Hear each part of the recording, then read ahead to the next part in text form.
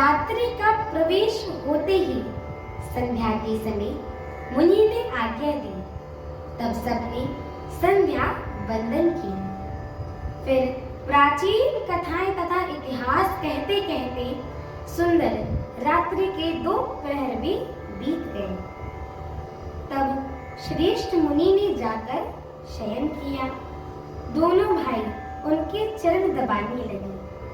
जिनके चरण कमलों के दर्शन एवं स्पर्श के लिए वैराग्यवान पुरुष भी भांति भांति के जप और योग करते हैं, वे ही दोनों भाई मानो प्रेम से जीते हुए प्रेम पूर्वक गुरु जी के चरण कमलों को दबा रहे हैं। मुनि ने बार बार आज्ञा दी। तब श्री रघुनाथ जी ने जाकर शयन किया। श्री राम जी ने चरणों को हृदय से लगाकर भय और प्रेम सहित परम सुख का अनुभव करते हुए लक्ष्मण जी उनको दबा रहे थे। प्रभु श्री रामचंद्र जी ने बार बार कहा, हे तात, आप सो जाओ। तब वे उन चरण कमलों को हृदय में धरकर लेट रहे। रात बीतने पर मुर्गे का शब्द कानों से सुनकर लक्ष्मण जी उठे। जगत के स्वामी सुजान श्री रामचंद्र जी भी गुरु से पहले ही जाग गए थे। तब शौच क्रिया करके वे जाकर नहाए। फिर नित्य कर्म समाप्त करके उन्होंने मुनि को मस्तक नवाया। पूजा का समय जानकर गुरु की आज्ञा पाकर दोनों भाई फूल लेने चले गए। उन्होंने जाकर राजा का सुंदर बाग देखा, जहां वसंत ऋतु लुभा रह गई थी। मानिए, मन को लुभाने वाले अनेक वृक्ष लगे हुए हैं। रंग बिरंगे उत्तम लताओं के मंडप छाए हुए थे।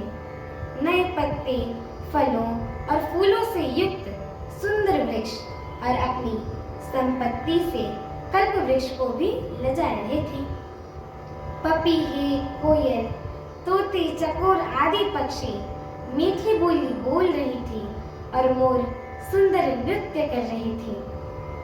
बाग के बीचों बीच सुहावना सरोवर सुशोभित था, जिसमें मणियों की सीढ़ियां विचित्र रंग से बनी हुई थी। उसका जल निर्माण था, जिसमें अनेकों रंग के कमल छाए हुए थे। जल के पक्षी कलरव कर रहे थे और संग में भ्रमर भी गुंजार कर रहे थे।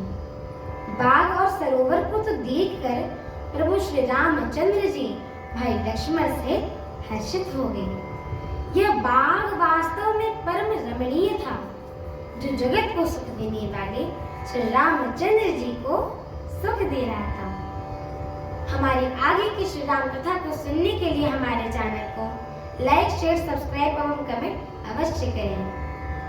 एवं आप सभी भक्तगणों से हम दोनों बहनों का एक छोटा सा निवेदन है कि कृपया आप सभी हमारे श्री रामचरितमानस जी का यह पाठ पूरा सुना करें, क्योंकि यह जो श्री रामचरितमानस जी है ना, इनकी एक एक चौपाइयाँ, एक एक शब्द एवं एक एक अक्षर महामंत्र के समान होता है। एवं जो भी मनुष्य इन्हें सुनता है, गाता है, कहता है, उनके जन्म जन्मांतर के सारे पाप नष्ट हो जाते हैं।